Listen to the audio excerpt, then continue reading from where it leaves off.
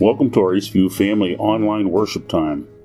Today we're going to take a look at a familiar passage with the hopes of gaining some new and personal insights.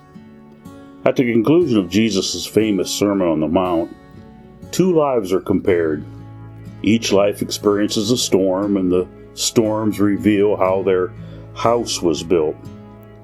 In Jesus' story, both people hear his teaching, both build a house, which is the life, and they both experience the same circumstances, which are the storms. The difference is not caused by ignorance of the message, but by ignoring what Jesus said. Everyone is facing storms of uncertainty today, that's for sure. The economic stress, the medical concerns, social separation. But in Jesus' day, there was some uncertainty there too. Roman occupation, which basically meant they were under a dictatorship. Might makes right. High taxes, a corrupt system. Legalism in the religious leaders. Talk about uncertainty, they had it too. But what kind of foundation are you building your life on is the question today. Money is sand. Think back to 1928 or 29 or 1987 or 2008 or again today. Paul's instruction to a young preacher named Timothy in chapter 6 verse 17 of his first letter says, "Command those who are rich in the present world not to be arrogant, nor to put their hope in wealth, which is so uncertain, but to put their hope in God, who richly provides us everything for our enjoyment."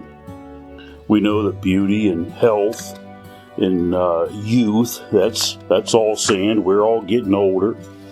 One incident, one accident can change our lives incredibly. Ask a professional athlete who blows out his knee. Reputation, popularity, all of that, it's sand. People are fickle. Something's always changing. Christ is the only sure foundation for our finances, for our relationships, and for our eternity. Externally, our lives may all look very similar, but the lasting structural differences will be revealed by the storms of life, and those storms do come. Most people don't purposefully seek to build on a false or inferior foundation.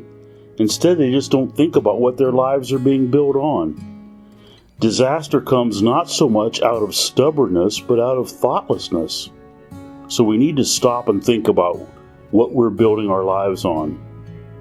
We know it's foolish to take the easy way and not do the work of digging down to a bedrock foundation. Our text is a call to consider what we do with what Jesus says. It has eternal consequences. Today, the forecast is definitely calling for more storms in our life.